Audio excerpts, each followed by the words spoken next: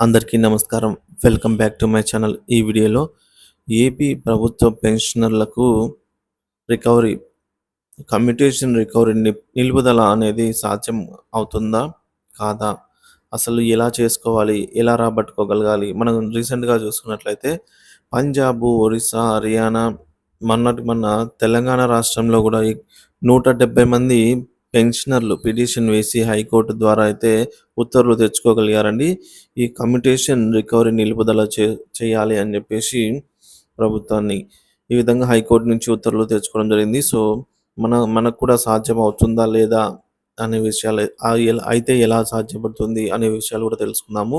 మీరైతే వీడియోని ఎక్కడే కానీ స్కిప్ చేయకుండా చివరి దాకా చూడనప్పుడు ఇన్ఫర్మేషన్ పూర్తిగా అర్థమవుతుంది. వీడియో చూస్తున్న ప్రతి ఒక్కరు వీడియోకి లైక్ చేయండి ఫ్రెండ్స్. అలాగే ఈ వీడియోని తోటి పెన్షనర్ మిత్రులతో అయితే షేర్ చేయండి. కొత్తగా మన ఛానల్ చూస్తున్నవారు సబ్స్క్రైబ్ చేసుకున్నట్లయితే దయచేసి మన ఛానల్ని సబ్స్క్రైబ్ చేసుకోండి. దీని ద్వారా నేను చేసే లేటెస్ట్ వీడియోస్ అన్నీ మీ వరకు రీచ్ అవుతాయి.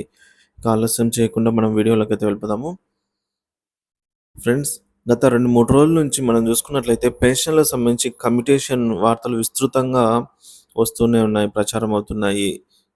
సో, కాబట్టి ఆ విషయం గురించి మనం ఇప్పుడు పరిశీలించినట్లయితే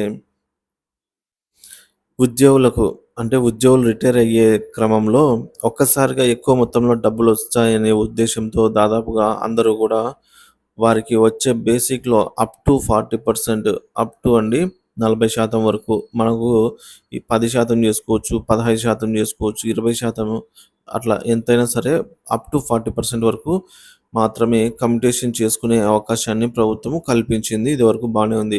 అయితే ఈ కమ్యూటేషన్ చేసుకున్న తర్వాత మనకు వచ్చే అమౌంట్‌ను వడ్డీతో సహా 15 ఇక్కడ మనం చూసుకున్నట్లయితే 15 ఇయర్స్ వరకు అయితే ఈ కమ్యూటేషన్ చేసుకునే అమౌంట్‌ను ప్రభుత్వము రికవరీ చేస్తుందనమాట.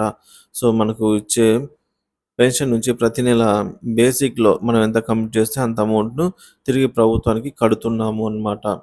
అయితే ఇప్పుడు ఈ విషయంలో ఏమిటంటే గతంలో ఏదైతే 2010 జనవరికి ముందు ఎట్లా ఉండేదంటే కమ్యూటేషన్ రికవరీ చేసుకునే క్రమంలో అప్పటి వడ్డీ రేట్ అనేది ఎక్కువగా ఉండటం వలన 15 సంవత్సరాల పాటు రికవరీ చేసుకుంటూ ఉన్నారు.